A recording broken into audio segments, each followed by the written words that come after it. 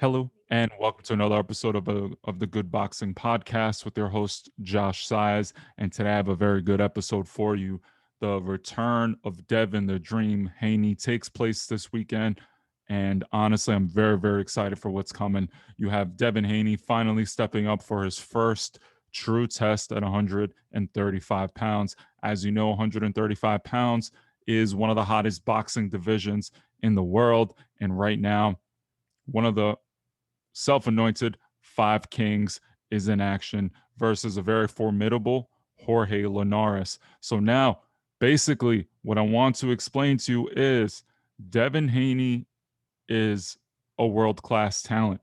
You've seen the pedigree. You've seen everything you want out of a fighter in Devin Haney. He's slick, great defense, good movement, has a very flamboyant personality, has some of the best trash talking I've seen in sparring, and his whole camp is electric. He's part of that TMT, Floyd Mayweather, Roger Mayweather pedigree.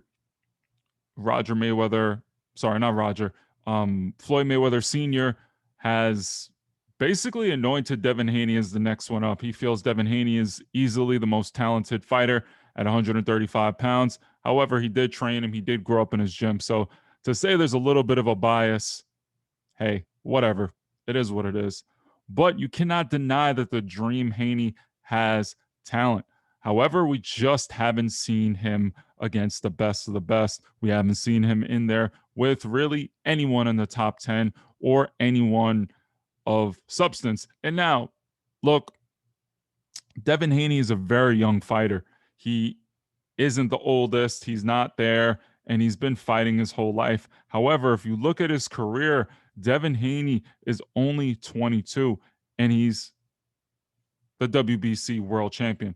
Now, I'm not going to go into this entire conspiracy theory about Teofimo Lopez not being the real undisputed champion, franchise WBC world champion. What's the difference? Look, we know boxing is riddled with belts. There's a super champion this, franchise champion that, and I will do a video on that and really just try to get into the super nuts of that. That'll be coming later this week. But regardless of whatever you say, Devin Haney has a strap. How he got it, Vasily Lomachenko decided to vacate the title or move on, or according to Lomachenko and that narrative, and Suleiman, who, look, the WBC is the WBC. Mauricio Suleiman, I respect what you're doing. Boxing needs rankings, but you caused a lot of controversy, and I just wish you would just clarify everything and just come out and say certain things that would just stop the nonsense between franchise, WBC world champion. And I'm not going to take a side because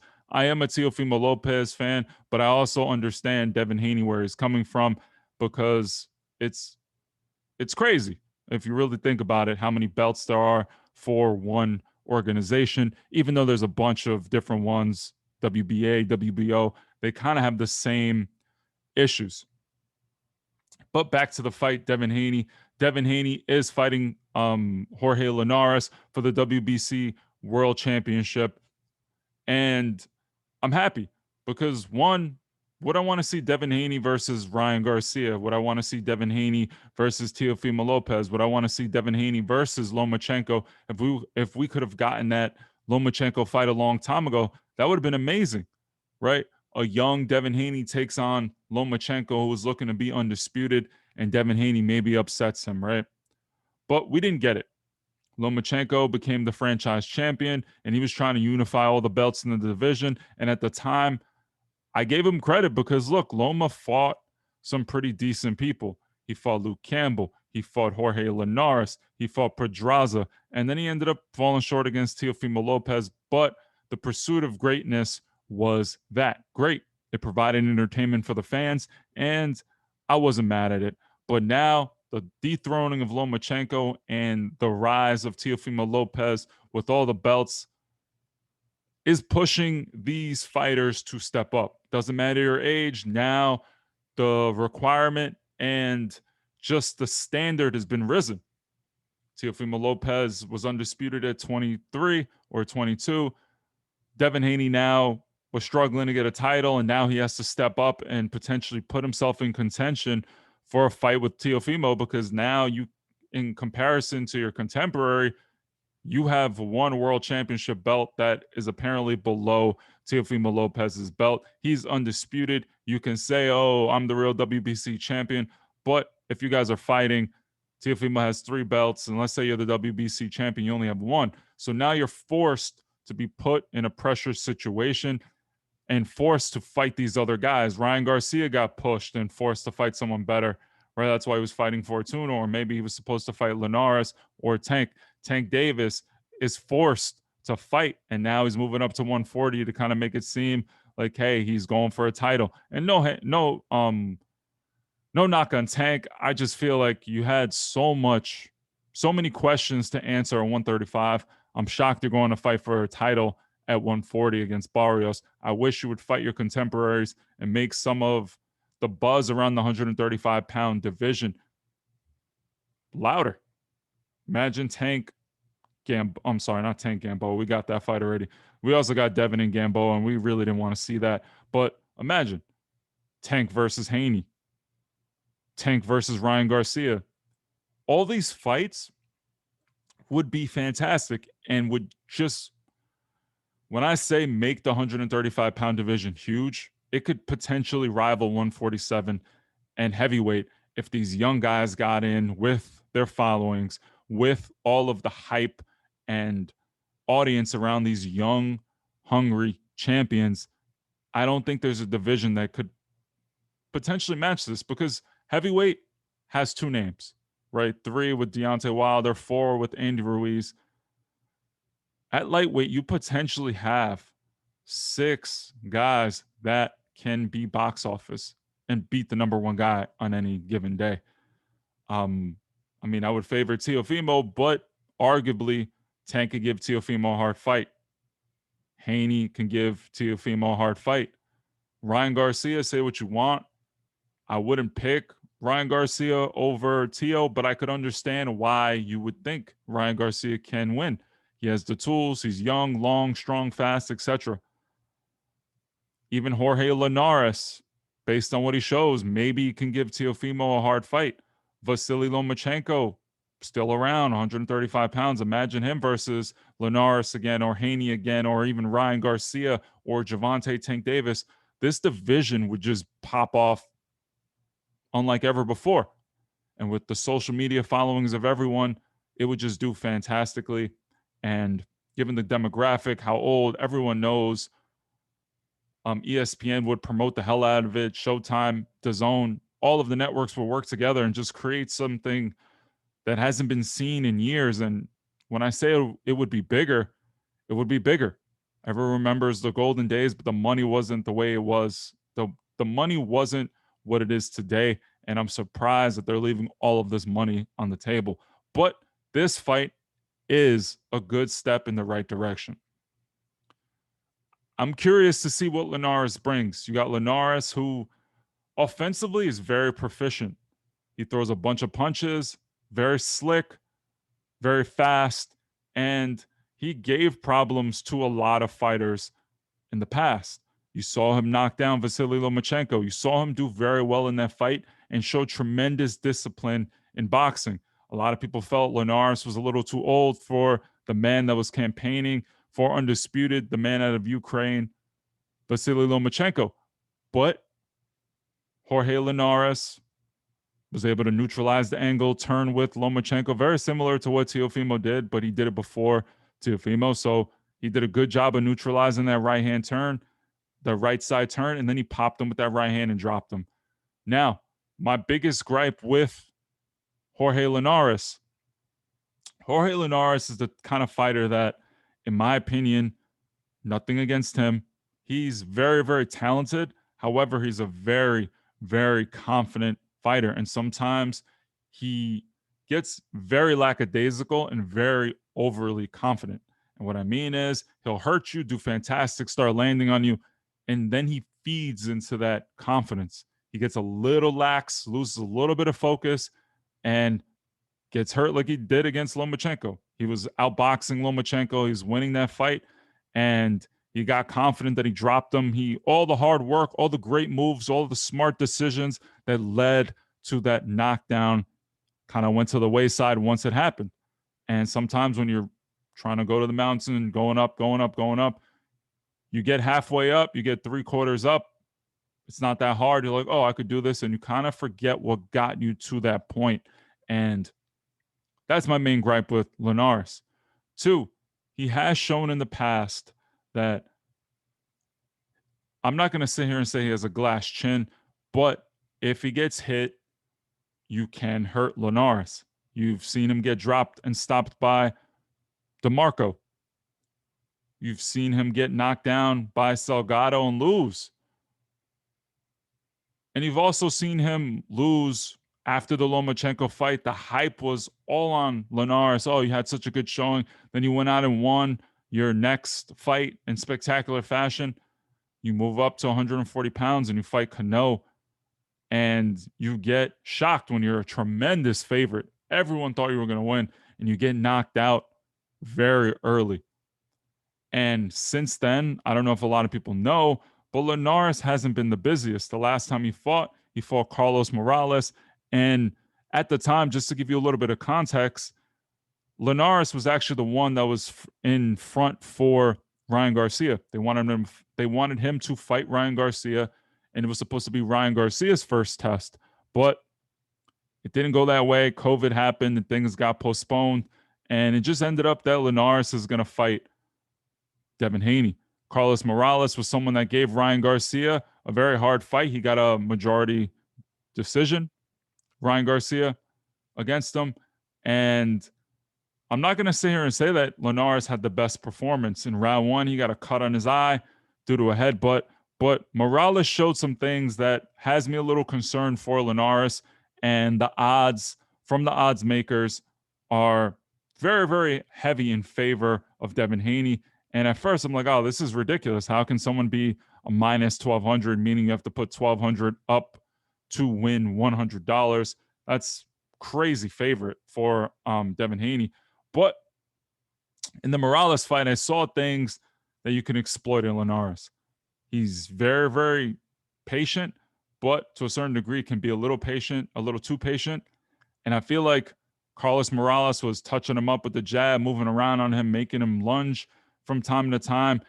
And you saw the movement of Morales bother him. And I was kind of shocked, and I don't remember watching this fight, but when I was doing it for the research for this fight, I saw Morales do a lot of things that I feel like Devin Haney can just exponentially do better. His movement's way better than Morales's, and Devin Haney can fight on the inside. A lot of people don't know this, and he hasn't really shown it in his fights, but Devin Haney is capable of doing a lot. However, he's a very smart fighter and safe. So in that aspect, I understand why he doesn't go out there and trade all the time, because if you could win in spectacular fashion while taking the least damage, just basically shut your opponent out, why would you go out there and try to bang? Right? I mean, it's the Mayweather mentality: safe, get the job done, don't sit there, and you're not a rock'em sock'em robot. You're trying to box. It's the sweet science. So I can see Devin Haney, and this is going to be my prediction. I'm going to jump right into it. I can see Devin Haney outboxing Jorge Linares on the outside, moving around. He has a 2-inch to 3-inch reach advantage over Linares. Linares struggles with guys that are taller than him, in my opinion. Luke Campbell gave him issues. I know he's a southpaw, but his movement gave Jorge Linares issues. And I could see Devin Haney pot-shotting and countering him all the time. Now, if Jorge Linares does a fantastic job of cutting off the ring, does he have a shot? And this is why I feel like this fight has been heavily favored in Devin Haney's favor. And the reason why I'm saying that is, one, I feel like Devin's better on the back foot. I feel like he can move, out jab him, use short, fast combinations to keep Linares off balance, go to his body, and then circle out and make Linares cut off the ring again and chase him. But the one thing that people aren't giving credit to Devin Haney for is when Linares gets in, people think, oh, Linares throws a lot of punches. Yeah, but I just don't think Linares has the overhand right or the tricky jab over the top that Maidana has, or these weird angled punches that would give Devin Haney real issues. Like in the gym, Devin Haney sees speed. He knows what speed is. He's been in there with Shakur Stevenson. He's been in there with a lot of guys that have shown him speed. And he's quick. His defense is quick. He's very reactive, very good counter puncher as well, and is smart defensively. So, yes, Linares can throw all the combinations he wants. He could throw the 4 or 5 punch combinations. But Devin Haney, one, isn't going to see anything he hasn't seen before. A jab right hook, go to the body. He's not that dynamic in terms of offense, Jorge Linares. He's very pretty, he's very fast, and he's very sharp and educated with his offense. But that's not the kind of thing that's going to give Devin Haney issues, in my opinion. If I'm wrong, I'm wrong. And I'm just giving you based on what I see. Devin Haney can use that shoulder roll, can block.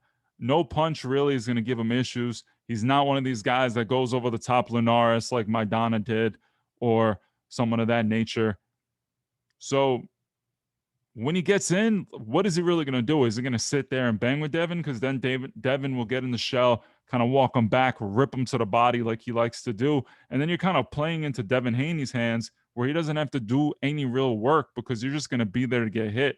So I wouldn't be too mad if Linares pulls off the upset because I kind of just want there to be just clear who's the number one in 135. And there's an undisputed, but there's that whole thing. But I'm going to go with Devin Haney. I like Devin Haney. I like his boxing ability. I love his boxing acumen. I love his boxing pedigree. I am a Devin Haney fan 100%. I haven't been a fan of how they've promoted Devin Haney's career and how he's promoted himself because at the end of the day, Devin Haney claims to be his own promoter. So when you don't get fights that people want to see, when you don't test yourself, you're essentially capitulating to everyone that I don't make hard fights for myself because I'm trying to maximize my monetization of my fights in my career. I understand that. I have no problem with that. You're the one going in the ring, you're showcasing your skills, you're trying to build a brand, Devin the Dream Haney. But what I have a problem with is you're a champion now. You're a WBC champion. You dictate your career, and for some reason, you still aren't getting the fights you want. So, what is it? Is it their promotional team? The price isn't right, or you're trying to go for legacy? And it's a different school of thought. If you're going for the money, you can't be mad if people are knocking your legacy or saying that you haven't fought anyone. But if you're going for legacy, right, you may risk not making the money you could have made if you waited and you were smart. So I understand that, but you have to kind of realize that at this juncture, the fact that you're fighting Jorge Linares is a great thing, and I'm happy you're taking this step towards this direction. But I really feel Devin Haney needs to show the world what he's capable of because we've seen it in sparring, you've seen it on Instagram, you hear all the talk. Now he's working with Ben Davison. It's right now a lot of hype, and right now I haven't seen the focal win, the rock solid win that's going to propel you to that next level. And I'm hoping it's this fight because if he blows Linares out, knocks Linares out, I know it's an older Linares, even though he's only 34, he's not like dead. But Linares has been knocked out before. He has been outboxed before. And what would that say if he just destroys Linares? It would say that he's actually legit. He's a real champion. And he will start to make a case for him maybe potentially being one of the best in the division. Because on paper, fast, slick, tall, long. When he trains, it looks like he hits hard, but for some reason, just never translates to the actual fight. I haven't seen him hurt someone that's of better quality. But again, that's nitpicking. Devin Haney is a prototypical boxer, can move, bang a little bit, show defense. I like Devin Haney, and I hope this fight goes well for him. But at the same time, I hope Linares shows a good account of himself. If Linares is competitive, it would show that he is a quality opponent, and maybe Devin Haney isn't as good as he thinks he is. Because if he struggles with Linares, all you got to do is win. And I'm not going to sit here and say you got to look spectacular, but At this point, if you're trying to say you're the best in the division, you have to make some noise and be impressive. So that's my kind of take on the whole fight. I'm really excited for it. I think Devin Haney is going to pull it off. I see personally a dominant decision for Devin Haney, but I wouldn't be surprised if at one point Linares gets in and it's time for a firefight. Devin doesn't show his inside game, doesn't show he doesn't go out there and decide to, hey, you know what? I'm not gonna box right now. I just want to show everyone I can bang too, but I choose to box, which is what you should do. If you can box and outbox someone and take the least damage, do it. So that's my prediction. Devin Haney via decision. It's really a wide fight, and it's kind of the reason why I didn't do like this extensive breakdown. If Haney wins, he's a 12-1 favorite. If Linares wins, is it a shocker? Yes, but Devin Haney also hasn't really done anything in the sport to make it seem like it's such a big, big upset. So Devin Haney by decision. Wouldn't be surprised if he hurts and maybe drops Lianres, because Lianres has been down before. And I feel when you're a sharp, fast, crisp puncher, Lianres can get a little shaky and fall down. So that's the episode for today. Thank you so much. Follow on Instagram at Good Boxing Podcast. Don't forget to subscribe to the channel. It helps a lot. Hit like. You guys know what the deal is. Be well. And all these videos are coming out. Back to the 100 videos in 100 days. We're grinding. Be well.